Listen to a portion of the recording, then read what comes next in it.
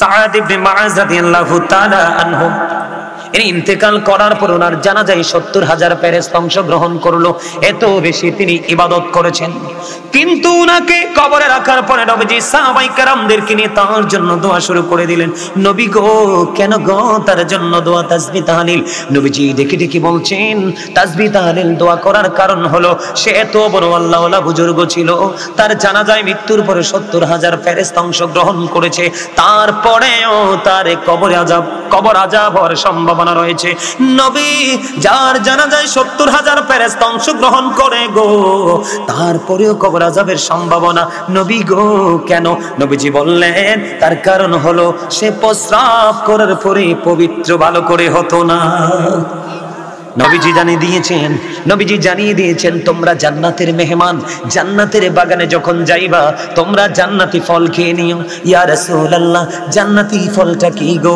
আমার নবী বলে দিয়েছেন সুবহানাল্লাহ আলহামদুলিল্লাহ লা ইলাহা ইল্লাল্লাহ, সুবহানাল্লাহ আলহামদুলিল্লাহ লা ইলাহা ইল্লাল্লাহ, লা ইলাহা ইল্লাল্লাহ, লা ইলাহা ইল্লাল্লাহ।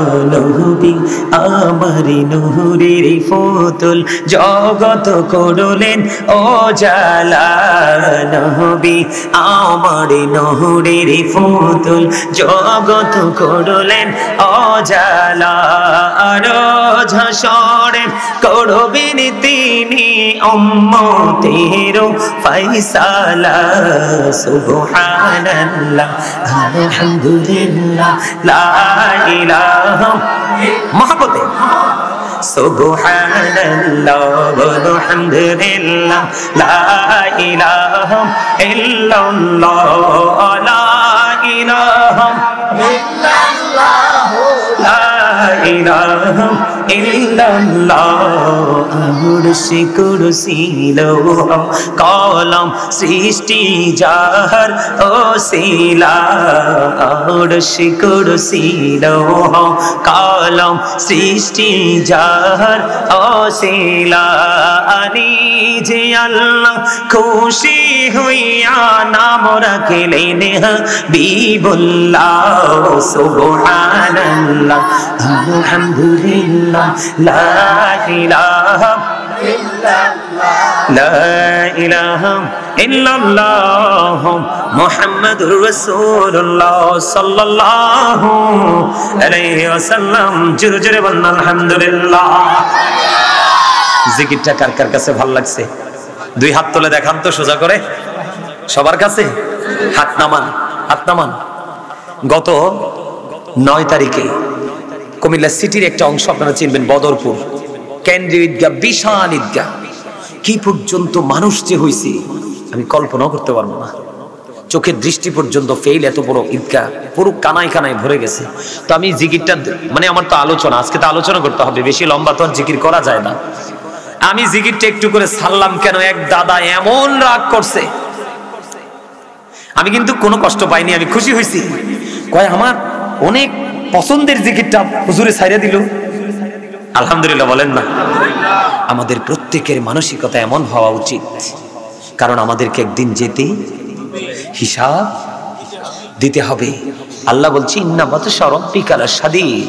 আল্লাহ বলেছেন the seizing of Allah is difficult. Allah ধরা, আল্লাহর পাকড়াও বড় শক্ত, বড় কঠিন। আল্লাহ ধরার পরে বলছেন ইন্নাল্লাহা সারিউল হিসাব। Allah is quick to take account.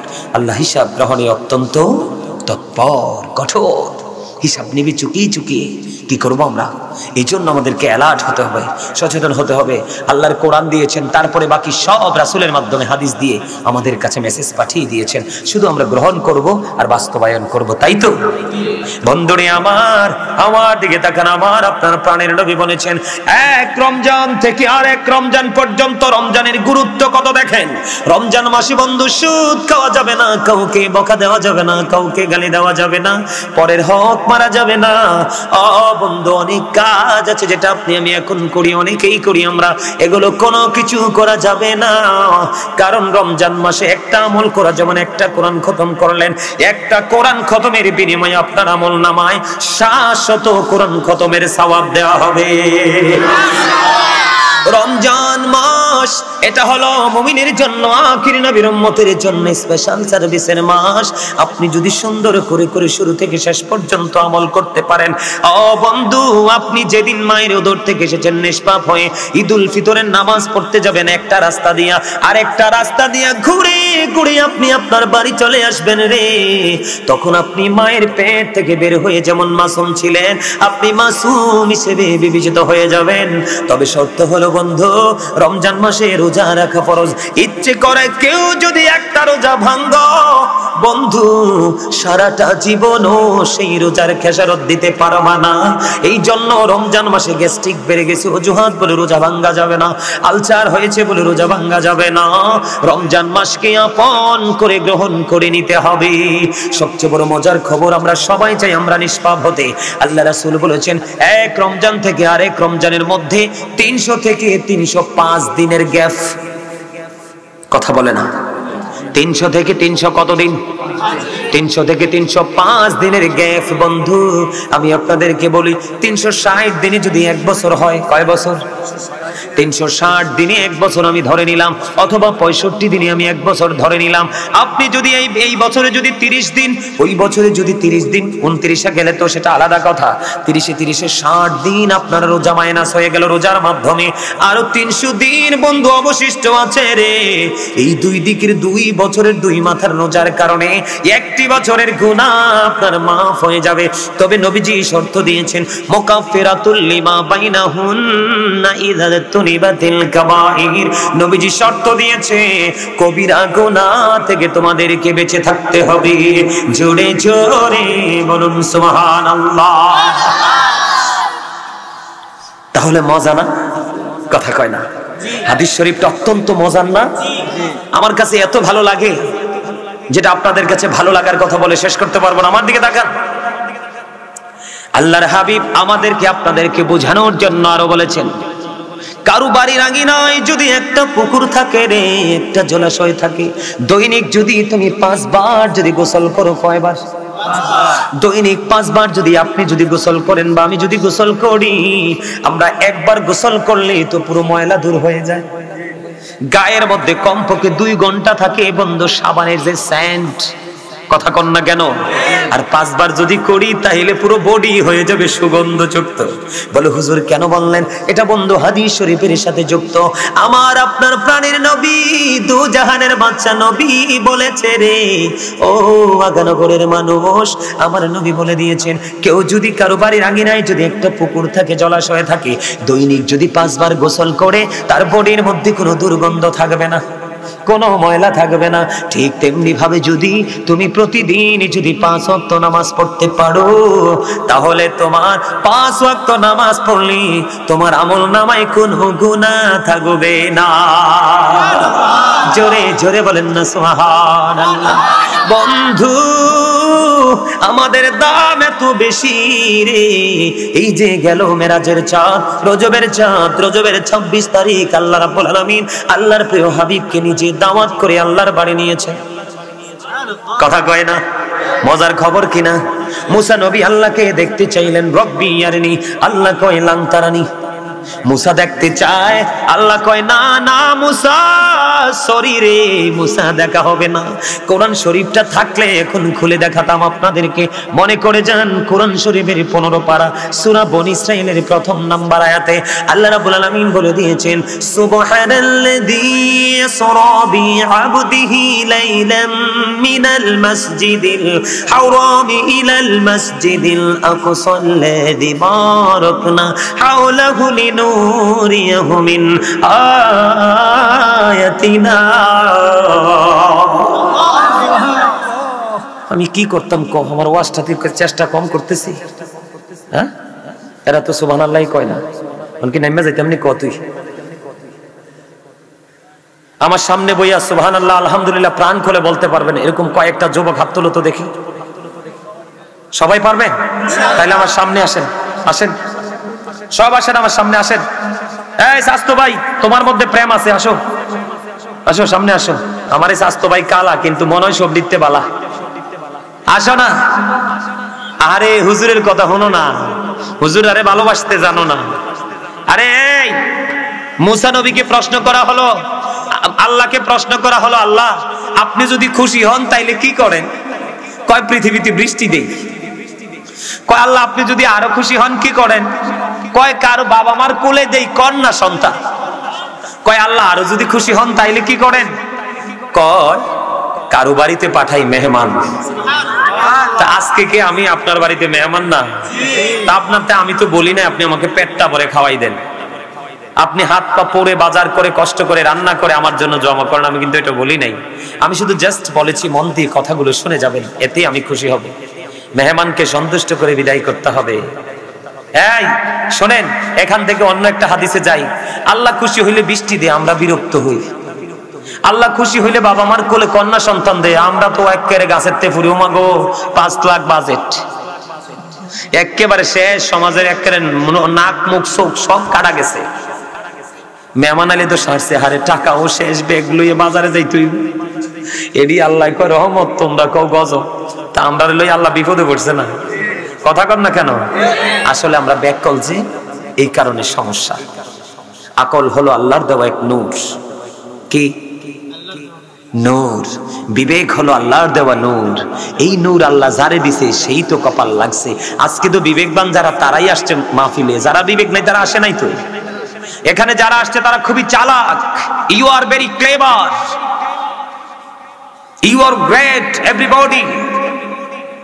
কারণ তারাই অত্যন্ত চালাক ব্যক্তি হিসাবে বিবেচিত, যারা দুনিয়ার সময় দুনিয়ার কাজ করে, আবার আখেরাতের কাজের সময় আখেরাতের কাজ করে। আল্লাহর কাছে তারাই হলো প্রিয়।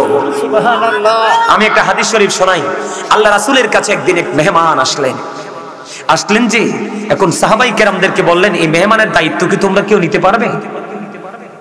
কেউ রাজি হয় না।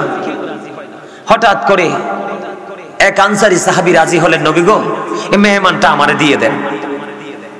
তো তিনি কি করলেন, এই মেহমান নিয়ে তিনি বাড়ি চলে গেলেন। যাওয়ার পরে যাইয়া দেখে ঘরে কোনো খাবার নাই।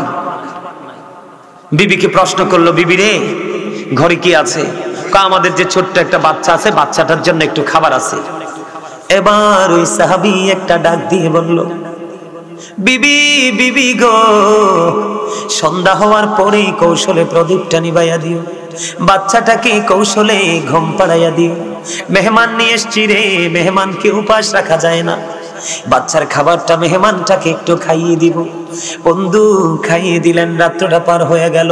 ওই সাহাবী সকালবেলা নবীজির কদমের দিকে রওনা হচ্ছে। নবীজি ওই সাহাবীর চেহারাটা দেখতে দেরি রে, নবীজির চেহারার মধ্যে ফুটে উঠল এক চমৎকার মুস্কি হাসি। নবী নবী গো, ও নবী হাসির কারণ কি গো? নবীজি একটা ডাক দিয়ে বলল, আমি তুমি যে গত রজনীতে মেহমানের সাথে যে ব্যবহারটা করেছো, যে আচরণটা করেছো, যে ব্যবহার করেছো, তোমার ব্যবহারে তোমার উপর মালিক সন্তুষ্ট হয়ে গেছে। এই জন্য আমি নবী খবর পেয়ে তোমাকে দেখি মুস্কি হাসি দিয়ে দিলাম। আর আমরা এমন হতভাগা নবীর উম্মত দাবি করি, সুন্নি জামাত দাবি করি রে, নবীর আদর্শকে চিরতরে ডিলিট করে দিছি। স্বার্থে যদি আসে তাহলে গ্রহণ করি, স্বার্থে যদি না আসে মানতেও রাজি না। কথা বলেন না কেন? আমার কথা ঠিক না বেঠিক? বন্ধু এমনটি করা যাবে না। আমি আপনাদেরকে বলে দেই বন্ধু, চমৎকার নিউজ।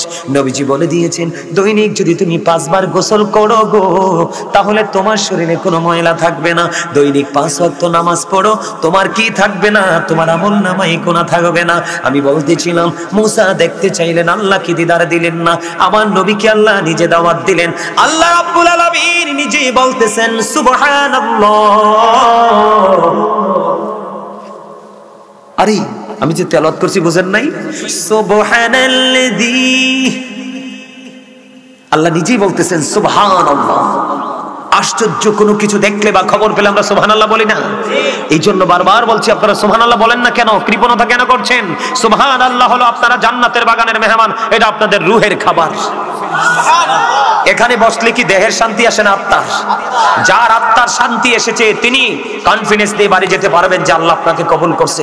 যিনি বুকে হাত দিয়ে বলতে পারবেন আমি শান্তি পাইনি, তাহলে আপনি মনে করবেন আপনার সফল হতে পারেননি। ও বন্ধু, এখানেই কিন্তু মেরাজ নিয়ে আলোচনা করার কথা না। নবীজির মেরাজ হলো ভ্রমণ, আল্লাহর সাথে দিদার, ঠিক কিনা? আর আপনার আমার মেরাজ হলো নামাজ গো। আল্লাহ রাব্বুল আলামিন 50 ওয়াক্ত নামাজ দিলেন। মুসা নবী কিন্তু ষষ্ঠ আসমানে যাওয়ার সময় দেখা করে গেছে। মুসা কালিমুল্লাহ আসার পরে প্রশ্ন করলো, নবী গো আল্লাহ কি দিয়েছে আপনার উম্মতের জন্য?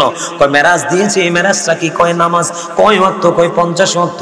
নবী গো, ও নবী আপনার উম্মত 50 ওয়াক্ত পড়তে পারবে না, দুর্বল হয়ে যাবে, আপনি কমাই আনেন। যাইতে বন্ধু 45 ওয়াক্ত কমিয়ে 5 ওয়াক্ত নিয়ে আসলেন। আল্লাহ রাব্বুল আলামিনকে প্রস্তাব রাখলেন, আল্লাহ গো আমি আমার উম্মতের জন্য 5 ওয়াক্ত চাই। আল্লাহ কয়, হাবিব আপনাকে আমি ফিরিয়ে দিব না, আমি নিজেই আপনাকে দাওয়াত দিয়েছি আমার নিদর্শন দেখানোর জন্য। হাবিব কথা দিলাম 5 ওয়াক্ত আমি বরাদ্দ দিয়ে দিলাম গো, কিন্তু আমি আল্লাহর কথা তো দুই রকম হতে পারে না। আমি আল্লাহ বলেছি আমার বান্দার জন্য 50 ওয়াক্ত। আপনার উম্মত গুলো যদি 5 ওয়াক্ত নামাজ ঠিকভাবে আদায় করতে পারে, আমি তাদের জন্য পুরস্কারের জন্য ওয়াদাবদ্ধ। পুরস্কারটা কেমন দেওয়া হবে? পুরস্কারটা দেওয়া হবে আল্লাহ রাসূলকে আল্লাহ রাব্বুল আলামিন জানিয়ে দিলেন, আপনার উম্মত গুলো 5 ওয়াক্ত পড়বে, আমি কথা দিলাম সওয়াব কিন্তু 50 ওয়াক্তেরই দিব। সুবহানাল্লাহ। 5 ওয়াক্ত ডিউটি করলেন কয়বার? আপনি রেজাল্ট পাইলেন 50 বার ডিউটির। আপনি 1 ঘন্টা কি করেছেন?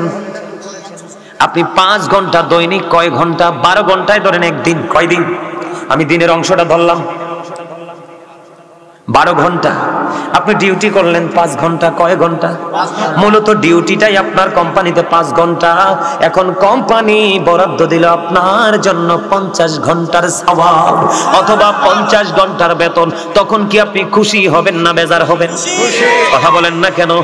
আমি আমার মা বোনদেরকে বলবো, আমি বিশেষ করে আমার মুরব্বী বাবাদেরকে বলবো গো, আমি যদিও একটা ছেলে, আমি যদিও একজন ইয়াং, কিন্তু আমি ইয়াংদের সাথে আমার কোনো প্রেমের ডুরি নাই। আমার প্রেম হলো সাদা সাদা দাড়িওয়ালা মুরব্বীদের সাথে। তাদেরকে নিয়ে চলতে কথা বলতে যত মজা পাই, আর যুবক দেখলে আমি অনেক বেশি ভয় পাই। কেন জানেননি? কথাটা বুঝবো তো, না হলে রিপিট করে কথা কন না কেন? কথা গ্রহণ করতে চায় না। আর মুরব্বীরা একটা বলার পরে কই, হুজুর যদি আরেকটু বলতো, আরে আরেকটু যদি বলতো, আরেকটু যদি শুনতাম, ঠিক কিনা বলেন? এই জন্য বলছে মুরব্বী বাবাদেরকে, বাবা গো জীবনে কেমন করে নামাজ পড়ছো জানি না, আজকের পর থেকে ব্যতিক্রম ভাবে তুমি তোমার জীবনকে ডিজাইনেবল ভাবে তুমি সাজাবা আল্লাহ রাব্বুল আলামিনের দিদারের আশায়। বলো হুজুর কেন সাজাবো, কেন সাজাবো? আমি আপনাদেরকে পরে বলবো, তার আগে বলি আপনি ডিউটি করেছেন 5 ঘন্টা, আপনাকে বেতন দেওয়া হয়েছে 50 ঘন্টার। আপনি শুধু খুশি না, মহা খুশি। আপনি চাইবেন কোম্পানিকে, কোম্পানির মালিককে আপনার মাথায় রাখতে। কিন্তু আগানগরের বন্ধু তোমাদেরকে বলতে চাই গো, কেন তোমরা এত বোকা হয়ে গেলা? কোরআন শরীফে সূরা 30 পারা ইনফিতরে বলে, ফি আইয়ি সূরাতিম মা শাআ রাক্কাবা। আল্লাহ বলতেছেন আল্লাহ ক্রিয়েটেড দ্য মাইন্ড। আল্লাহ বলতেছেন আল্লাহ আমাদেরকে আল্লাহর মন মতো করে বানাইছে। ওমা সুবহানাল্লাহ কয় না? আল্লাহ কয় আমাদেরকে আল্লাহর মন মতো করে বানাইছে, আর কাউকে না, শুধু আমাদেরকে। কত মন মতো করে বানাইছে? সূরা 3 বলেছেন, লাকাদ খালাকনাল ইনসানা ফি আহসানি তাকওয়িম। আসমান জমিন চন্দ্র সূর্য যা কিছু আছে সকল সৃষ্টির মাঝে আমরা সুন্দর। সুবহানাল্লাহ। আমি কইছি না আমারে চাস্তো ভাইটা কালা? এটা আমরা পৃথিবীর মানুষ কম্পেয়ার করি, কালা সাদা লম্বা খাটো মোটা চিকন ধনী গরিব, কিন্তু আল্লাহর কাছে সবাই সমান। আল্লাহ সবাইকে মন মতো করে বানাইছে। তুমি সেই মালিককে তুমি মন মতো করে আপন করে নিতে পারলা না? কিসে তো তোমাকে তাড়া করলো? কিসে তোমাকে তোমার পেছন দিক দিয়ে আঘাত করলো যে তুমি তোমার মালিককে ভুলে যেতে বসেছো? বন্ধুরে আমার, আপনি দুনিয়ার অর্থ পেলে খুশি হয়ে যান, উপরের অর্থ যে কত দামি নবী এই দুনিয়ায় সাহায্য চাইলে পাওয়া যায়, ওপারে গেলে কিন্তু পাবেন না। কারণ আউয়ালু মা ইউহাসাবু বিহিল আবদু ইয়াউমাল কিয়ামাতি সালাহ, কাল হাসুরের দিন আল্লাহ রাব্বুল আলামিন সর্বপ্রথম আপনার কাছে নামাজের হিসাব চাইবে, দিতে হবে রে। এদিক সেদিক নড়াচড়া করা যাবে না। আল্লাহ বলেছে বান্দা সাবধান হয়ে আসো, লা ইয়ামুতু, people will not die that day, সেদিন মানুষ মরতে পারবে না। আল্লাহ বলেছেন ফিহা ওয়ালা ইয়াহইয়া, আল্লাহ বলেছেন people will not be able to life that day, সেদিন মানুষ বাঁচতেও পারবে না। আল্লাহ বলেছেন ওমা হুম আনহা বিগাইবিন, people will not be able to escape that day, পালাতেও পারবে না। বাঁচার সুযোগ নাই, মরার সুযোগ নাই, পালাবার সুযোগ নাই। ডাইনে বামে কোনো বন্ধু নাই রে, কোনো বান্ধব নাই। এই জন্য প্রস্তুতি নাও। হুজুর প্রস্তুতি নেওয়ার সঙ্গী কোথায় পাবো? তুমি তোমার যেখান থেকে খোঁজো একজন হক্কানি আলেম বা আল্লাহর ওলি খুঁজে নাও, জীবন বদলে যাবে। বন্ধুরে আমার, ঈসা রুহুল্লাহ একদিন হেঁটে যাচ্ছেন ঈসা নবীজির জামানায়, আমার দিকে তাকান, হেঁটে হেঁটে যাচ্ছেন, যাওয়ার সময় হঠাৎ করে তিনি দেখতে পাইলেন একটা পাখি। আমার দিকে তাকান, আশ্চর্য ধরনের একটা পাখি। সে নিজের গা ধুলাবালির মধ্যে ভরাচ্ছে, ময়লা যুক্ত করছে ধুলাবালির মধ্যে। আমি এক্সাম্পলটা দেই, আপনারা তো গ্রামের মানুষ, আপনারা দেখেননি মুরগি? দেখবেন গ্রামের মধ্যে গর্ত করতে করতে পুরো শরীরটাকে একেবারে ময়লা ভালু ভালু করে ফেলে, দেখছেননি কখনো? আমি দেখেছি। দেখবেন একটু দূরে গিয়ে ঝাড়া দেয়, দেখবেন পরিষ্কার হয়ে যায়, এরকম দেখছেন না? ঠিক তেমনটি ঈসা রুহুল্লাহ দেখতে পাইতেছেন, একটা পাখি নিজের শরীরটাকে শুধু ময়লা করছে, আরেকবার তিনি ময়লা করে আবার পুকুরে যেয়ে পড়ছে, মানে পানির মধ্যে গিয়ে গোসল করছে, গোসল করে এসে আবার গায়ের মধ্যে ময়লা লাগাচ্ছে, আবার কি করছে, ময়লা নিয়ে আবার গোসল করতেছে। ঈসা নবী দাঁড়িয়ে দাঁড়িয়ে দেখতেছে আর চিন্তা করতেছে, কি রে ব্যাপার, কি আশ্চর্য ধরনের ব্যাপার, তার কারণ কি? এবার আল্লাহ রাব্বুল আলামিনের পক্ষ থেকে ফেরেশতা পাঠিয়ে দিলেন, এসে বললেন, নবী গো, আল্লাহর নবী ঈসা গো, আপনি রহস্য খুঁজতেছেন, এটার রহস্য, এটা হলো আখির নবীর উম্মতের নিদর্শন। ঈসা রুহুল্লাহ বলতেছে, কেমন নিদর্শন? কই এই যে পাখিটা দেখতেছেন ময়লা করছে, এটা হলো আখির নবীর উম্মতের গুনাহ। আবার যখন দেখতে পান পাখিটা গোসল করছে পানির মধ্যে গিয়ে, ওই গোসল হলো আখির নবীর নামাজ, আখির নবীর উম্মতের নামাজ।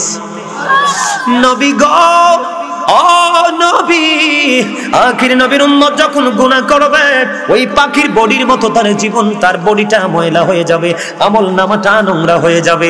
যখন নামাজে যায় দাঁড়াবে, নামাজে দাঁড়ানোর সঙ্গে সঙ্গে তার গা থেকে গুনাহগুলো ঝরে পড়ে যাবে।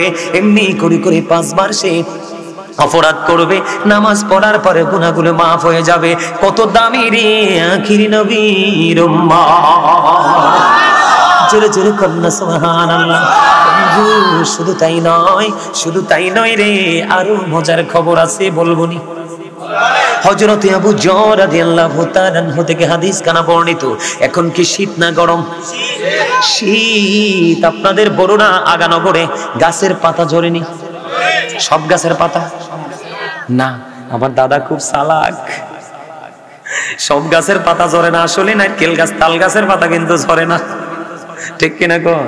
শীতের কারণে ম্যাক্সিমাম গাছের পাতা কিন্তু ঝরে যায়। হাদিস শরীফ দেখেন, নবীজি উম্মত গুলোকে কেমন করে উৎসাহিত করছে, শেখাচ্ছে।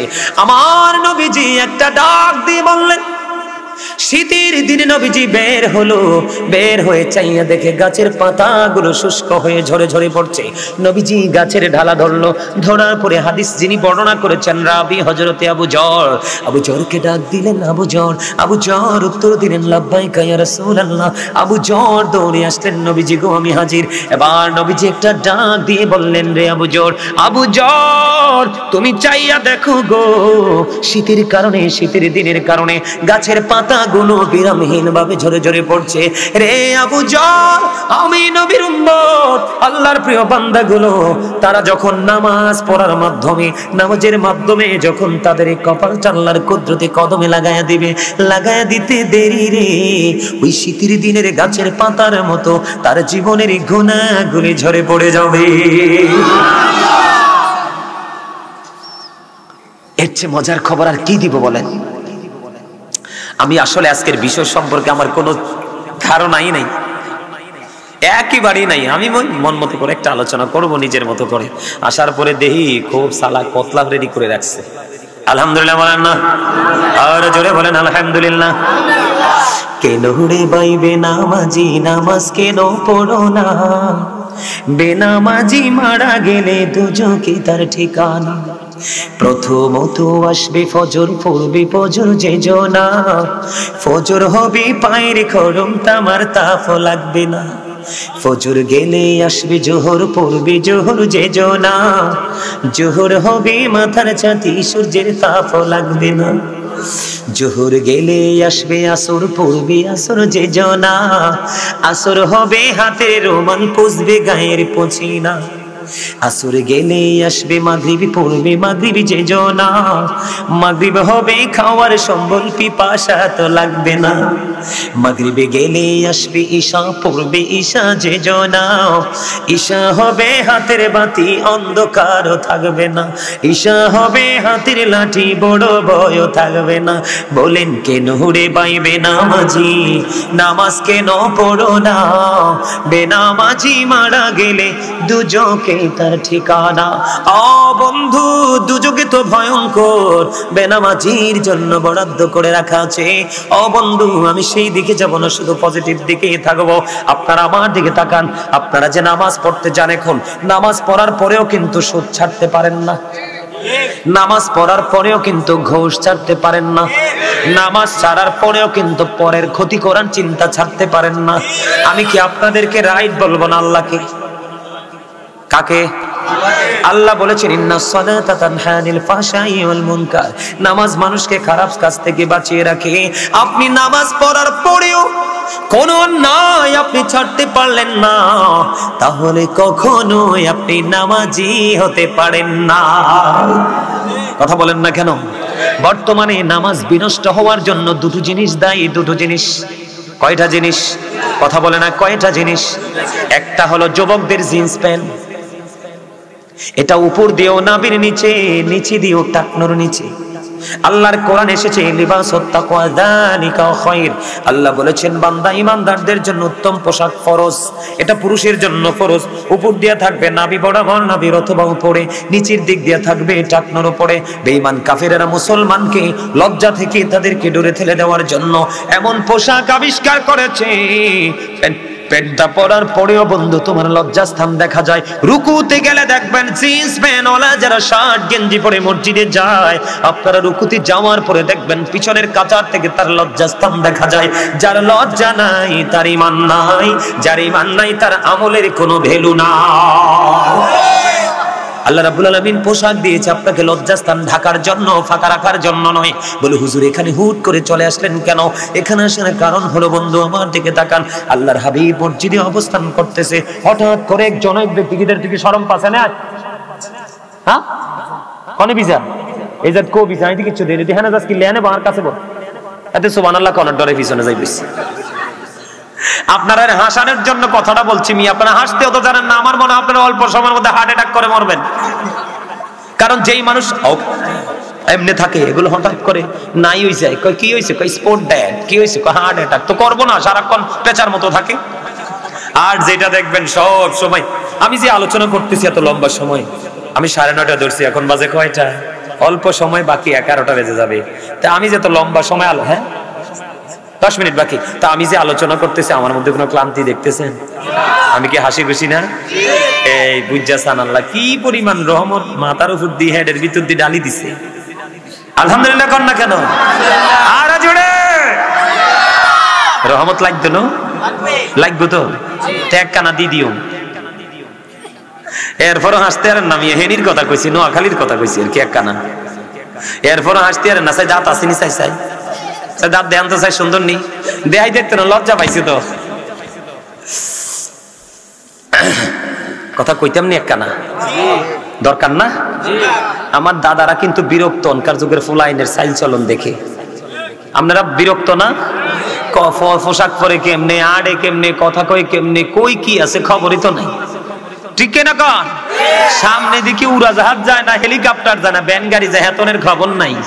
কারণ হেতে তো আছে হেতের ডিজিটাল রূপ লই। কথা কন না কেন? আমি মিছা কইছি? দেখেন না বাঁশ কেমনে খাইতে আছেন, বাঁশ একেবারে তো রং তামাশা করতে করতে ওরে বাপরে বাপ হামসে বড় কোন হে আল্লাহ কৌমা হাতে কি কয় এতে সকালে কি খাইছে এতে বিকালে কি খাইবো জানে না, এতে আজকে বাচ্চা রয়েছে কালকে বাঁচবো কিনা জানে না, এতে আজকে এখন এনে আছে কালকে এতে কই যাবো এটা জানে না, এতে আবার অহংকারও করে। কি করে? এতে বোকা না? কবি কি কয়, কাগজ কাট कर घुड़ी बना कर उड़ाता है आसमान में, घुड़ी बेचारा क्या करेगा रोशी मौला का हाथ में। কিছু বুঝছেননি? আপনার দেহটা কাগজের ঘুড়ির মতো, আত্মাটা হইল রশির মতো, নাটাই হলো আজরাইল, মালিক হলো স্রষ্টা, যাকে বলা হয় there is no god but Allah, Allah is one, যিনি লা শারীক, যিনি আহাদ, যিনি এক, যার সাথে কোনো শরীক নাই। তিনি অর্ডার করবে আজরাইলকে, just time, no complain, no argument, just finish, সাথে সাথে। কথা বলেন না কেন? আরে জোরে, আরে জোরে। এতে মারা গেছে অ্যাক্সিডেন্ট করি, কয়টা অ্যাক্সিডেন্ট করি মরে গেছে, আসলে হাতের কপালে গুলো লেখা ছিল। কো কেমনে মরছে? কয় it is just an accident. কি কিন্তু হাতের যে বাজেট এন দিয়ে কইতে না তো, না ছিল লাভ আসেনি, কথা কয় না। আরে নাইচা লাভ আসেনি, কাগজের ঘুড়ি বানাইছে বডিটারে, আর আত্মাটারে বানাইছে রশি, টান দিলেই তো বের হয়ে যাবে।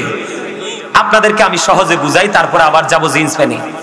আমরা যখন ঘুড়ি ঘুরাই না ছেলেরা, রটি নাটার মধ্যে রশিটা আটকায় না, আটকানে খোলা আকাশে ছেড়ে দেয়, কিন্তু ছেলেরটার মনে হচ্ছে যে আমি ঘুড়ি উড়াইতে উড়াইতে ক্লান্ত হয়ে গেছি, নাটাই ধরে টান দে, তো ঘুড়ি কি আর আকাশে থাকে না, ঘুড়ির মালিকের হাতে। ঠিক আপনার আমার সেম টু সেম ঘটনা। কি আরো জোরে?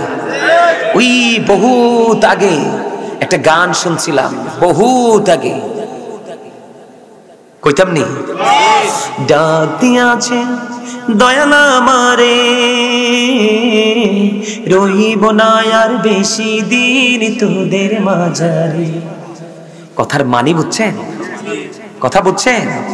মনে রাখবেন, সব কিছুরই শুরু আছে, শেষ হয়ে যায়। অনেক আগে শুনেছি, শ্রাবণ এসে ঝরে ঝরে সেও ফিরে যায়, দুঃখের শেষে শোক এসে দুয়ারে দাঁড়ায়, সব কিছুরই শুরু আছে, শেষ হয়ে যায়। আপনার জীবন দিয়ে শুরু, মরণ দিয়ে শেষ, এর ফাঁকে যদি একটু কষ্ট করে যেতে পারেন তাহলে রেজাল্ট মিলবে। হুজুর সুর দিলেন যদি আপনাদের কাছে পরিচিত সুর, কিন্তু এটা যিনি লিখেছে অত্যন্ত বিচক্ষণ ছিলেন। আমি ছোট থাকতে শুনেছিলাম, আল্লাহ বলেছেন ফা ইন্না মাআল উসরি উসরা। আসেনি রে? আল্লাহ কয় নিশ্চয়ই দুঃখের পরেই আছে সুখ। তাইলে যিনি লিখেছিলেন সেই ঈশ্বরে ঈশ্বরে তিনি কি বিচক্ষণ ছিল না? কথা বলেন না কেন? শোনেন, আপনি সুর শুনলে চলবে না, সুরের মানি বুঝতে পারলেই তাহলে আপনি হবেন মুক্ত। সুরের কথার মানি বুঝতে না পারলে আপনার কোনো লাভ হবে না। আমার দিকে তাকান, যুবকদের কাছে খারাপ লাগতে পারে, কিন্তু আইসে কি বলবো, আপনার এটা খারাপ লাগারও কিছু করার নাই, খারাপ লাগলেও এই কারণে কিছু করার নেই। রাসূল কি বলে দেখেন, নামাজের নিয়ত করে বলছে, বন্ধু হাদিস শরীফ নামাজের সাথে যুক্ত, নামাজের নিয়ত করে ফেলেছে, নবীজি বললেন তুমি ওযু করে আসো, তার মানে নামাজ ভাঙতে হবে, ঠিক কিনা? আবার তিনি ওযু করে আসলেন, আসার পরে তিনি আবার দুইবার আবার তিনি নামাজের নিয়ত বাঁধলেন, নবীজি আবার বললেন তুমি ওযু করে আসো, দুই দিন, তার মানে আবারও তাকে নামাজ ভাঙতে হবে। নবীজি বললেন দুইবার তিনি ওযু করে আসলো, তৃতীয়বার নবীজিকে প্রশ্ন করা হলো, ইয়া রাসূলুল্লাহ বারবার কেন বলছেন গো নবী নামাজ ভেঙে ওযু করে আসতে, নবী গো সমস্যাটা কোথায়? নবীজি বললেন সে যে পোশাক পরেছে কিয়ামত পর্যন্ত নামাজ পড়তে পারবে রে, ওই নামাজ আল্লাহর দরবারে কবুল হবে না, কারণ তার জন্য নামাজের ক্ষেত্রে এবং চলার ক্ষেত্রে, জীবন পরিচালনার ক্ষেত্রে পোশাকের একটা কন্ডিশন আমার আল্লাহ দিয়েছে। এটা উপর দিয়ে থাকবে নাভি বরাবর, অথবা নাভির উপরে প্যান্ট বলেন, ট্রাউজার বলেন, পায়জামা বলেন, লুঙ্গি বলেন, নিচে দিয়ে থাকবে সেটা টাকনুরূপ পড়ে। এই জন্য বলছেন সে বারবার ওযু করছে ঠিকই, নামাজে দাঁড়াচ্ছে ঠিকই, কিন্তু তার পোশাকটা শরীয়তের সীমা লঙ্ঘন করেছে। এই জন্য নামাজ আল্লাহর কাছে পৌঁছাতে হলে আপনার পোশাকটা সঠিক করে যাবেন। 2 নাম্বার সমস্যা হলো বন্ধু, আল্লাহ রাসূল বলেছেন লা তুকবালু সালাতুম বিগাইরি তুহুর ওয়ালা সাদাকাতিন মিন গুলুল। নবীজি বলেছেন পবিত্রতা ছাড়া ইবাদত কবুল হয় না, হালাল টাকা ছাড়া দানও কবুল হয় না। এখনকার ছেলেরা দেখতে পাই জিন্স প্যান্ট, এত অসভ্য বন্ধু, ইহুদি খ্রিস্টানেরা দাঁড়াইয়া প্রস্রাব করে। এমন শয়তান্না প্যান্ট পড়ছে বন্ধু, প্রস্রাব তো বৈশা করতে পারবে না, নিচটা ভিজা যাইব, এখন খাড়িয়া প্রস্রাব করে দেয়। দেয় কি দেয় না? হুট করে বন্ধু দাঁড়ায় একটু পানি খরচ করে মসজিদে চলে যায়। ওই গর্দভ তুমি জানো না, পুরুষের প্রস্রাব করার পরে কিন্তু হুট করে প্রস্রাবটা বন্ধ হয় না, একটু সময় লাগে। তুমি আজকের পর থেকে টিস্যু বা মাটির টুকরো বাইটির টুকরো নিয়ে হেঁটে হেঁটে দেখবা, তুমি একটু পরে দেখবা টিস্যুটা তোমার প্রস্রাবে এসে ভিজে গেছে। তুমি যতক্ষণ পর্যন্ত স্যাটিসফাই হতে না পারবা ততক্ষণ পর্যন্ত তুমি ওযু করো না, কারণ ইবাদতের চাবি হলো পবিত্রতা। ঠিক কিনা বলে? নামাজের চাবি হলো কি? কথা কয় না। পবিত্রতা। ওযু নামিয়া পবিত্রতা কি? পবিত্র হয়ে তারপরে ওযু করবেন। আর জান্নাতের চাবি হলো নামাজ। এটা হাদিস শরীফ। কি? নামাজের চাবি কি? পবিত্রতা। নামাজের চাবি কি? মুখস্থ করেন। নামাজের চাবি কি? নামাজের চাবি কি? পবিত্রতা। জান্নাতের চাবি কি? আপনি পবিত্র হয়ে নামাজ পড়লি তাহলে এই নামাজ হয়ে যাবে আপনার জান্নাতের চাবি। জোরে জোরে কন্যা সুবহানাল্লাহ। আর জোরে। তাহলে পবিত্র হওয়া লাগবে নি। ছোট্ট করে একটা एग्जांपल দিব, ছোট্ট একটা হাদিস শরীফ বন্ধু। আল্লাহ রাসূল বলে দিয়েছেন সাদ ইবনে মুআয রাদিয়াল্লাহু তাআলা আনহু ইনি ইন্তেকাল করার পর ওনার জানাজায় 70,000 ফেরেশতা অংশগ্রহণ করলো। এত বেশি তিনি ইবাদত করেছেন। কিন্তু উনাকে কবরে রাখার পরে নবীজি সাহাবায়ে কেরামদেরকে নিয়ে তার জন্য দোয়া শুরু করে দিলেন। নবী গো, কেন গো তার জন্য দোয়া তাসবিহ তাহলিল? নবীজি ডেকে ডেকে বলছেন তাসবিহ তাহলিল দোয়া করার কারণ হলো সে এত বড় আল্লাহওয়ালা বুজুর্গ ছিল, তার জানাজায় মৃত্যুর পরে 70,000 ফেরেশতা অংশগ্রহণ করেছে, তারপরেও তার কবর আযাব হওয়ার সম্ভাবনা রয়েছে। নবী যার জানাজায় 70,000 ফেরেশতা অংশগ্রহণ করে গো, তারপরেও কবর আযাবের সম্ভাবনা। নবী গো কেন? নবীজি বললেন তার কারণ হলো সে প্রস্রাব করার পরে পবিত্র ভালো করে হতো না। নাউজুবিল্লাহ বলেন না কেন? এই জন্য গোসল দিয়ে নামাজে, আপনি নামাজের আখেরি বৈঠকে বসলেও কিন্তু সওয়াব পাবেন জামাতের। কি কথা কয় না? আপনি যদি শেষ টাকাতেও পান তারপরও জামাতের সওয়াব পাবেন, কিন্তু যদি অপবিত্র হয়ে হুটহাট করে প্রস্রাব করে পানি খরচ করে নামাজে যান, পুরাটা পড়লেও লাভ হবে না। কোনটা করবেন? পবিত্র। দরকার আছে নি? আর নামাজে ঢং ঢং করে আপনি লাল জামা পরে যাইয়েন না। একেবারে টকটকে লাল জামা পরা পুরুষের জন্য হারামের অন্তর্ভুক্ত। কি? একেবারে টকটকে লাল গেঞ্জি, লাল শার্ট, লাল পাঞ্জাবি নট অ্যালাউড। হাদিস শরীফের মধ্যে এসেছে আল্লাহ রাসূলকে একজন সালাম দিলেন, সালামের জবাব দিলেন না। আরেকবার সালাম দিলেন, সালামের জবাব দিলেন না। দুইবার সালাম দিলেন, নবীজি সালামের জবাব দেয় না। কেন গো? রহস্য কি? নবীজি দেখতে পেলেন সে একেবারে টকটকে লাল জামা পরেছে। মা বোনেরা সেই লাল জামা পরতে পারবে, কিন্তু পুরুষেরা পরতে পারবে না।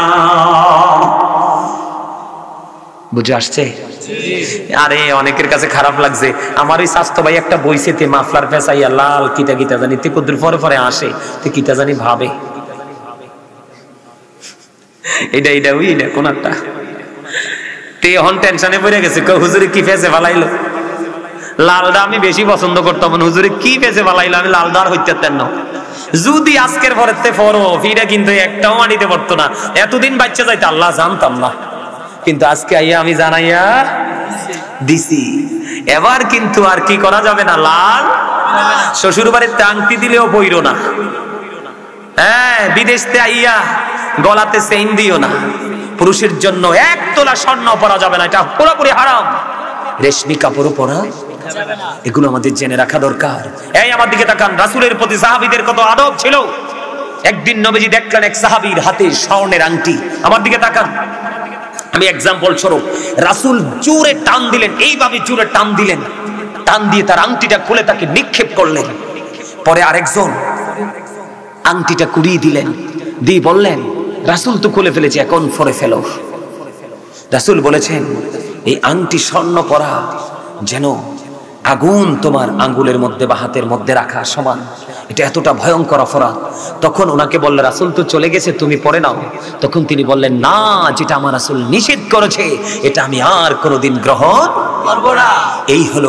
এই হলো রাসূলের আদর্শ গ্রহণকারী, তাদের জন্য অধীর আগ্রহে আছে জান্নাত। আর আমরা যারা শুনছি ঠিকই মানছি না, আমাদের জন্য বরাদ্দ আছে কি? জাহান্নাম। আরে জোরে জাহান্নাম। আমাদের মধ্যে সমস্যা আরো আছে, কি আছে? আসেনি মসজিদে পড়লে আজান সবার আগে যায়, নামাজ শেষে বাইরে এসে সুদের টাকা খায়। নামাজ হইল না রে তোর, নামাজের লইলি না খবর, ঠিক কিনা বলে? নামাজের ভিতরে তোমায় মশায় কামড় দিলে, মশা তুমি আগে মারো রুকু সেজদা ফেলে। নামাজ হইল না রে তোর, নামাজের লইলি না খবর, ঠিক কিনা? আমরা এরকম মুসল্লি না? বলো হুজুর এটাও যিনি লিখেছেন অত্যন্ত বিচক্ষণতা দিয়ে লিখেছেন, ওনারও বিবেক আছে। বলতে হবে রে, আমার দিকে তাকান বন্ধু, ইমাম বুখারীর নামাজ পড়ার সিস্টেম। ইমাম বুখারী নামাজে দাঁড়িয়ে গেল, ইনি নামাজ পড়তেছেন বন্ধু, নামাজ চলতেছে কন্টিনিউ, চলতে চলতে তোনার নামাজ শেষ হয়ে গেল। নামাজ শেষ হওয়ার পর ওনার ছাত্রকে ডাক দিয়ে বলো বাবু এখানে আসো গো, আমার জুব্বাটা তুমি একটু উঠাও। উঠানোর পরে বললেন চাইয়া দেখো আমার জুব্বার ভিতরে কি আছে। এবার চাইয়া দেখলো বন্ধু, আমরা ভেঙ্গুলো বলি আবার বললাও বলি, একটা হলুদ একটা কালো আছে না নাই? হলুদের তুলনায় কালোটা কিন্তু অত্যন্ত ভয়ঙ্কর। ও বন্ধু ইমাম বুখারীর জুব্বাটা আলগি দিয়ে ওনার ছাত্র ছায়া দেখলো, ওই বিষাক্ত বললা বিমরুল পোকা একটা নয় দুইটা নয় বন্ধু 10টা কামড় দিয়েছে। ও বন্ধু ছাত্র একটা ডাক দিয়ে বলল হুজুর গো, কেমন করে বিষাক্ত পোকার কামড় খেয়ে একটা নয় দুইটা নয় 10টা কামড় দিয়েছে গো আপনাকে, কেমন করে আপনি নামাজ চালিয়ে গেলেন?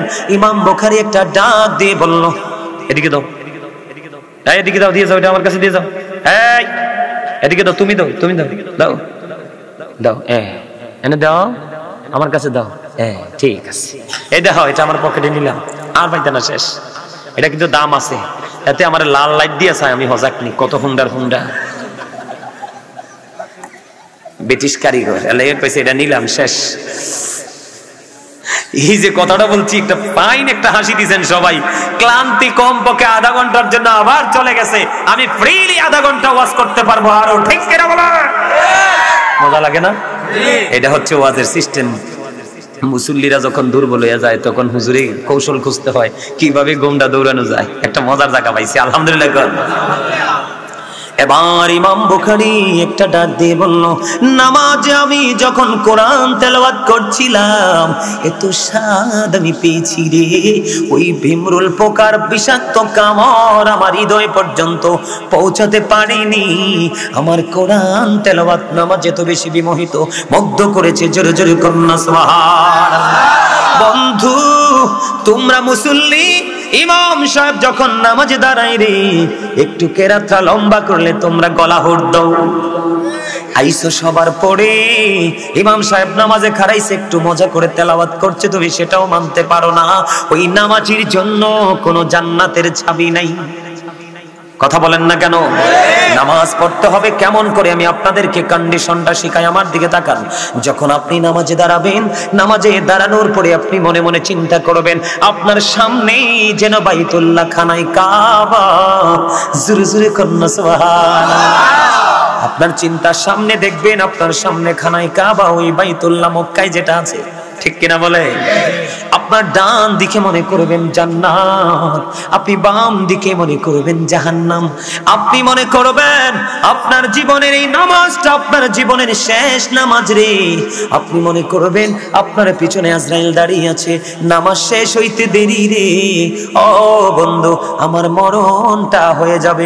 এই চিন্তা যদি করে নামাজে দাঁড়াতে পারেন, এবং আপনি যেই মুসল্লার মধ্যে দাঁড়াবেন, যেই জায়গাটায় দাঁড়াবেন অথবা মসজিদে দাঁড়াবেন, আপনি মনে মনে চিন্তা করবেন, আমি যেন ফুলসিরাতের উপর দাঁড়িয়ে আছি, একটু যদি অমনোযোগী হই আমি জাহান্নামে পড়ে যাব। আমি এই কথাটা কেন বললাম? ফুলসিরাত মানে হলো আপনি এতটা মনোযোগের সাথে নামাজ পড়তে হবে রে, অমনোযোগী নামাজীদের জন্যই বরাদ্দ আছে দুর্ভোগ, যেটা আল্লাহ কোরআনে বলেছেন ফাওয়াইলুল লিল মুসাল্লিন। বুঝে আসছে আমার কথা? এতটা সেনসিটিভ ভাবে আপনাকে নামাজটা পড়তে হবে, বুঝে আসছে? এখন তো আমরা ডিজিটাল নামাজি হয়ে গেছি। কি হয়ে গেছি? সুন্নত পড়ি না, নফল পড়ি না, কত ব্যথা মাজায় উদ্দাফাও, হ্যাঁ না? আর আমি সারাদিন দেখি ভালো আটে, জুমার দিনে যাই দিচ্ছি আরে বল, এত তো জানেই না নামাজের যে কত কঠিন শর্ত। তুমি যদি চেয়ারে বসার, যতক্ষণ পর্যন্ত তুমি চেয়ারে বসে নামাজের জায়গায় না যাবা ততক্ষণ পর্যন্ত চেয়ারে বসতে পারবা, কিন্তু নামাজ সহজ মনে করছেন? হ্যাঁ, দুনিয়া দুই কেলায় টিয়া কামাই করতে যাই শুক্রবার একলা I am very weak, give me a chair. ঠিক কিনা? আরো জোরে না ভুল কইছি? কয় আমার একটা চেয়ার দাও না ভাই, আই বইয়ে নামাজ পড়তে পারতাম না। হুদ্দা শয়তানি কত ওয়াজ করছি যখন খতিব ছিলাম, অন দি সব সিটার বাটফার মসজিদ কমিটি। হ্যাঁ, সেক্রেটারি কোন, মুতোয়াল্লি কোন, সভাপতি কোন, ইন্টারন্যাশনাল সিটার। আমি জুমার দায়িত্ব ছেড়ে দিয়েছি। আমার মা বলেছে সারাদিন কিতাব পড়বা আর মাঠে মাঠে দৌড়ে সাধারণ মানুষকে দিনে শিক্ষা দিয়ে তাদেরকে দক্ষ করে গড়ে তোলবা। এরা মনে করে হুজুর আছে, কে চাকরি করে, হুজুরদেরকে যদি কেউ চাকর মনে করে, এর চেয়ে বড় নিকৃষ্ট মানুষ আর কেউ হতে পারে?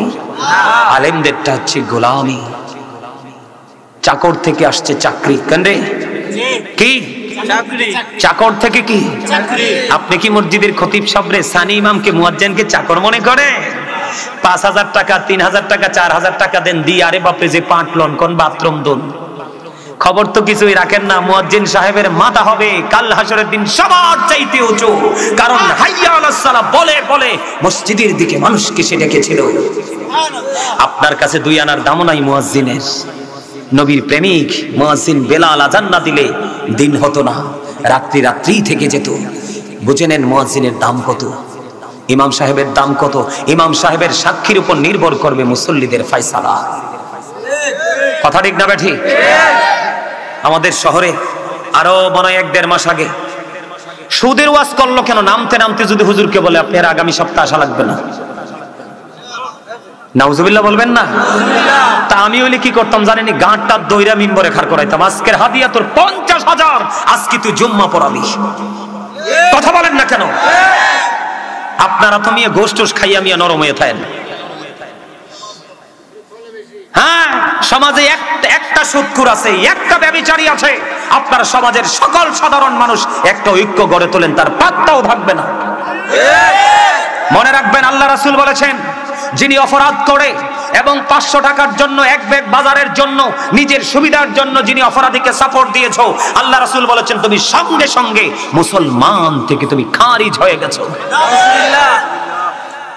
ইসলাম শুধু সস্তা জিনিস নয়, বুঝে নেবেন ইসলাম কি। বর্তমানে সমাজ চলছে দূষিত মানুষ দ্বারা, বিশেষ করে ইমাম সাহেবের মসজিদের মিম্বার পর্যন্ত এই দর্শকদের হানা ঢুকে গেছে। আপনারা সমাজকে বদলাতে হবে, দক্ষ ইমাম সাহেব রাখতে হবে, তখনই সামাজিক পরিবর্তন অটো চলে আসবে। ঠিক কিনা বলেন? বন্ধুরে আমার, আজকে সামাজিক ঐক্য না থাকার কারণে, ইমাম সাহেব প্রাণ করে বন্ধ মিম্বরে দাঁড়িয়ে কথা বলতে না পারার কারণে আজকে দিন দিন সমাজগুলো নোংরা হয়ে যাচ্ছে। আপনি মানেন বা না মানেন, ইমাম সাহেবের বলার অধিকার, এটা দ্বারাটা অব্যাহত রাখবেন। কথা কি বুঝতে পারছেন? ইমাম সাহেব ওয়াজ যেমনি করবে কোরআন হাদিস থেকে যদি করে, ওনার কথা বলার যে স্বাধীনতা, এটা কখনোই হরণ করবেন না, বলতে থাকবেন। হুজুর আপনি বলতে থাকেন, মানবো না মানবো সেটা আমাদের ব্যাপার। কেউ যদি প্রতিবন্ধকতা সৃষ্টি করে তাকে প্রতিহত করবেন। বলে হুজুর কেন? আমি আপনাদেরকে বলি, আজকে মসজিদ পর্যন্ত নোংরা হয়ে গেছে।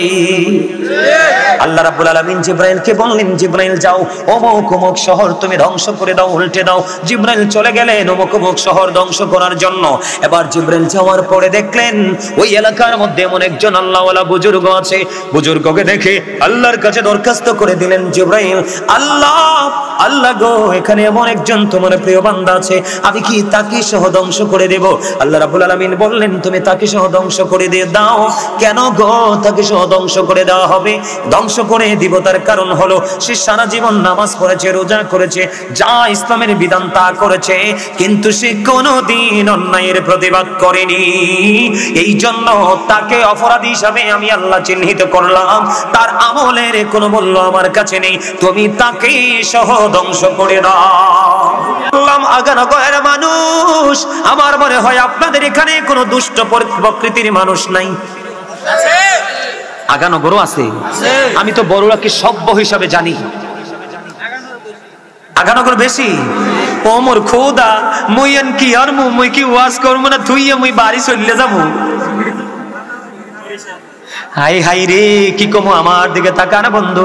যদি ওই রকম দুষ্ট লোক তা করে, বুখারী শরীফের ছোট্ট একটা হাদিস শরীফ শোনো, নবীজি বলেছেন কেউ যদি 10টি টাকা দিয়ে জামা কিনো, কয় টাকা? 10 টাকা। এক্সাম্পল, আপনি 1000 দিয়েও কিনতে পারেন, আপনি 5000 দিয়েও কিনতে পারেন। হাদিস শরীফের ভাষা হলো মাত্র 10 দিরহাম। এখান থেকে আপনার 9 দিরহাম হালাল। আর একটি দিরহাম যদি হারাম হয় রে, একটি টাকা হারাম 9 টাকার সাথে ঢোকার সাথে বাকি 9 টাকাও হারাম হয়ে গেল। নবীজি বলেছে এই হারাম টাকা যুক্ত করে যদি তুমি জামা কিনো, কিয়ামত পর্যন্ত নামাজ পড়তে পারবা, তোমার নামাজ আল্লাহর দরবারে কবুল হবে না। এই নামাজ দিয়ে কি লাভ হইব? কথা কন। আরে বাপরে বাপ, আস্তে আস্তে যে কত অসভ্যতা আমরা দেখবো সেটার কোনো হিসাবে নেই। আমরা দেখছি আমার বাসার পাশে এক মসজিদে এক সভাপতি না সেক্রেটারি, মিতা চিনিও না, পুরা মসজিদটা মুসল্লি ভরপুর, জানেননি? সামনের কাতারে একটা জানামাজ খালি। এতে প্রত্যেক দিন, প্রত্যেক জুমাতে, আমি যতদিন থাকছি আর কি দেখছি, এতে প্রত্যেক দিন জুমার দিন এই মুরব্বি চায়না, ফোলা ফাইন চায়না, সবটির কাদের উপর দিয়ে লাইতে লুইতে সামনের কাতারে বয়। এই সমাজ কি মৃত সমাজ না? কথা বলেন। ওলামাই কেরাম আপনাদের এখানে আছে, বলবেন, কাউকে জিজ্ঞেস করবেন যে হুজুর গাজী সুলাইমান সাহেব এই ওয়াজটা করে গেছে। শোনেন, মসজিদের নিয়ম হচ্ছে এখানে কোনো এমপি, মন্ত্রী, এসপিডিসি, সভাপতি, সেক্রেটারি নাই। মসজিদের নিয়ম হচ্ছে যিনি আগে যাবে তিনি আগের কাতারে বসবে। আপনি মুখে বলেন না যায় নামাজ বিছাই যান, এটা কোন ধরনের ফাইজলামি? এটা তো কোনো সিস্টেম নাই। দখল করছে, এখানে তো দখল চলে না দাদা ভাই। নাউজুবিল্লাহ বলেন না। এবার একটা মজার ওয়াজ করব। আমাদের মধ্য থেকে সুন্নাত নফল ওয়াজগুলো, আমলগুলো চলে যাচ্ছে। ছোট্ট করে বলবো, আমার দিকে তাকান, একেবারে ছোট্ট করে আজকের আলোচনা গোছাবো আমি। বন্ধুরে আমার, মাগরিবের নামাজের পর একটা নামাজ আছে, নাম জানেননি? কি নাম? সালাতুল আওবিন। আপনারা দেখেন নফল ইবাদতের মজা। আওবিন নামাজটা, মাগরিবের নামাজ পড়ে যেই ব্যক্তি 6 রাকাত আওবিন নামাজ পড়বে, সিস্টেম হলো নবীজি শর্ত দিয়েছেন 2টা। একটা হলো যদি কোনো প্রয়োজন থাকে, বিশেষ জরুরি হয়, কথা বলতে পারবেন মাগরিবের পরে। যদি আপনার কোনো বিশেষ যদি কথা বলার কোনো সিস্টেম না থাকে, আপনি কথা বলবেন না। মাগরিবের নামাজটা শেষ করে চুপচাপ আপনি চলে যাবেন কোথায়? আপনি চুপচাপ চলে যাবেন আওবিন পড়ার জন্য। 2 রাকাত করে বন্ধু আওবিন নামাজ পড়বেন। 6 রাকাত আওবিন নামাজ শেষ করে ফেলবেন। আমার নবী জানিয়ে দিয়েছে এই 6 রাকাত আওবিন একদিন পড়ার কারণে কয় দিন? 6 রাকাত আওবিন নামাজ একদিন পড়ার কারণে তোমার আমল নামায় সওয়াব দেওয়া হবে 12 বছরের নফল ইবাদতের সওয়াব। সুবহানাল্লাহ। তাহলে নফল নামাজ ধরবেন না ছাড়বেন? আরো জোরে। নফল বেশি বেশি পড়বেন তো, সুন্নাত বেশি বেশি পড়বেন তো। জিবরাইল আলাইহিস সালাম একটানা 30,000 বছর নফল ইবাদত করলেন। আল্লাহ ডাক দিয়ে কয়, জিবরাইল আমি তো তোমাকে নফল ইবাদত করতে বলিনি। কয়, আল্লাহ আপনি আমাকে 600 ডানা দিয়ে সৃষ্টি করেছেন, অত মর্যাদা দিয়েছেন, শুকরিয়া স্বরূপ করলাম। আল্লাহ ডাক দিয়া কয়, জিবরাইল তুমি সাক্ষী থাকো গো, আমার হাবিবের উম্মত গুলো অল্প কিছু সময় যদি নফল ইবাদতের মধ্যে কাটাই রে, আমি আল্লাহ কথা দিলাম তাদেরকে অদ্বিতীয় জান্নাত দিয়ে পুরস্কৃত করব। সর্বশেষ আবু বকরের জীবনী থেকে ছোট্ট একটা মেসেজ দিব বন্ধু, তারপরে আলোচনা ক্লোজ করব। আমার দিকে তাকান বন্ধু, হযরতে আবু বকর সিদ্দিক রাদিয়াল্লাহু তাআলা আনহু এবং ওমর রাদিয়াল্লাহু তাআলা আনহু সম্পর্কে আমার নবী একদিন দুজনকে দুই হাতে ধরে মসজিদে প্রবেশ করতেছেন আর বলতেছেন, আজকে আমি যেমন করে দুজনকে দুই হাতে ধরে মসজিদে প্রবেশ করেছি, ঠিক তেমনি ভাবে তাদের দুজনকে কাল হাসুরের দিন দুই হাতে নিয়ে জান্নাতে ঢুকবো। হযরতে আবু বকর সিদ্দিক রাদিয়াল্লাহু তাআলা আনহু, এই যে আপনারা পাঞ্জাবিটা ঘরে রেখে দেন বোঝার জন্য বলছি, যত শর্ট শর্ট জামা আছে এগুলো পরে মসজিদে যান, মুসলমানিতে বিয়াতে যত অসভ্য জায়গায় এখানে যাইতে যান পাঞ্জাবি পরে। কথা কয় না? আমি কি মিছা কথা কইছি? না সত্য। আপনারা দেখেন আপনার এলাকার যুবকরা যখন কোনো মিছিলে যায়, যখন কোনো মিটিংয়ে যায়, দেখবেন সুন্দর পাঞ্জাবিটা পরে যায়। মসজিদে যাইতে লাগলে কি যে কয় তার মনের ভিতরে একটা রোগ ঢুকে, কয় পাঞ্জাবি পরবো না। আবার পূজা তো যায়, হ্যাঁ আমি দেখছি তো। এই দেশে কি এত হিন্দু আসেনি? যত হিন্দু একত্রিত হয় পূজা, চি চি চি চি, এদেরকে দেখলেই তো আমার গা বার হয়ে যায়। বলে হুজুর কেন? আল্লাহ কয় ইন্নাল কাফিরিনা কানু লাকুম আদুওয়াম মুবিনা। আল্লাহ কয় the heretics are the eternal enemy of the believers. ঈমানদারদের প্রকাশ্য শত্রু বেঈমানেরা। নাউজুবিল্লাহ কোন? নাউজুবিল্লাহ। গন্ধ কি কে কইছে? আল্লাহ। আরো জোরে আল্লাহ। শুধু এটা নি কইছে, আল্লাহ কয় উইদ্দাত লিল কাফিরিন। আল্লাহ কয় ইউ গো টু হেল, জাহান্নাম তোমাদের জন্য বরাদ্দ, চাইরো কাল জাহান্নামে থাকো। তো কি কোন আপনি? আল্লাহ কোরআনে কি কয়? কইতাম নি, ইন্নামাল খামরু ওয়াল মাইসিরু ওয়াল আনসাবু ওয়াল আজলামু রিজসুম মিন আমালিশ শাইতান। আসেনি রে? আর জোরে কোন না। সর্বশেষে কইছি শয়তান।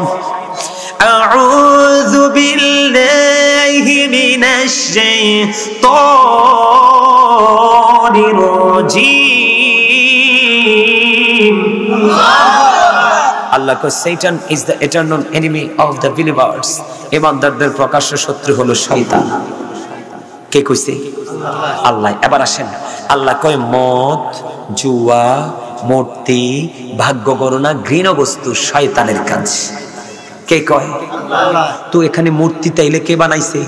শয়তান। আমাদের ধর্মের স্রষ্টা হলো স্রষ্টা আমাদের যিনি মালিক আল্লাহ, আর বাকি ধর্মের স্রষ্টা হলো শয়তান। কে? শয়তান। কথা কয় না কে? শয়তান। আরো জোরে শয়তান। শয়তান কইতেন না, একে আমাদের বন্ধু না, আরে এক নাম্বার শত্রু। আমনেরে আমারে ভালো কাজে যাইতে লাগলে এইটাই তো রাস্তায় কাটা দেয়, বুঝেন না কেন? বিশেষ করে ওই আমার স্বাস্থ্য ভাইয়ের মতো যে রিফুং ঘটে এডিরে ধরে বেশি করি, কয় আরে তোরা তোর হুঙ্গামের সময় তোরারে দিয়ে কাম হইব, নিয়ে ফেসে ফালাই দেয়। পরে কপালটা থার ভাই আরে কি করছি, তো হুজুরের কথা শুনছ না? যাওয়ার বেলায় তো শয়তানের স্রোতে আইব কত গন্ডা, তোমার ইমান নিত, তুমি তো ইমান হারা হয়ে যাবে, তো বাঁচার উপায়। আরে খারাপ বেড়া, মদ, জুয়া, মূর্তি, ভাগ্য গণনা শয়তানের কাজ কে কইছে?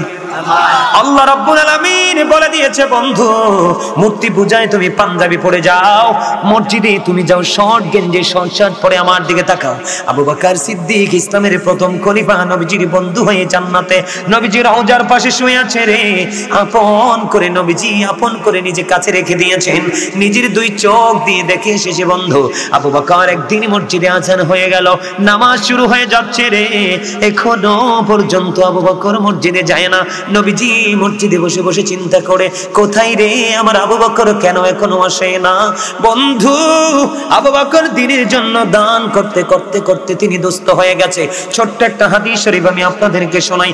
একদিন নবীজি বললেন দান করার জন্য, দান করা কি রে? নবীজি বললেন, ওমর মনে মনে ডেকে ডেকে বলে, জীবনে কোনোদিন আবু বকরকে হারাতে পারিনি, আমার কাছে মোটামুটি এখন সম্পদ আছে, আজকে দান করে আবু বকরকে হারাবো।